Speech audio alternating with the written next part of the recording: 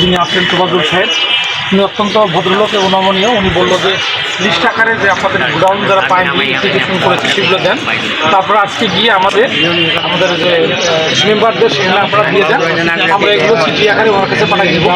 আর penalty যেটা কাটে 70,000 টাকা করে, তার জন্য একটা নতুন গেজেট ওনারা করার প্রক্রিয়া নিচ্ছে, 7 দিনের মধ্যে বলছে। আমরা তারপর অ্যাপ্লিকেশন দিয়ে দেবো।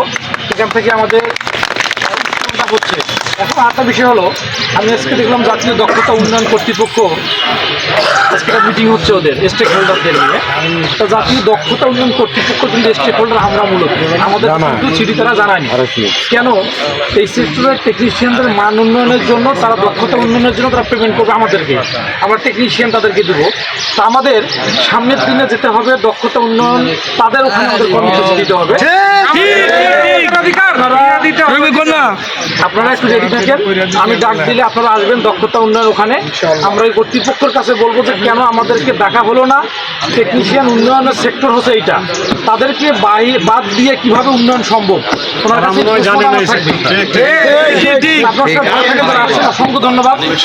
আবার ধন্যবাদ জানাই যে আপনারা উপস্থিত হয়েছেন এবং পরবর্তীতে আপনারা আরো ওই যে দক্ষতা উন্নয়ন ইয়েতে আপনার সবাই চলে আসবেন।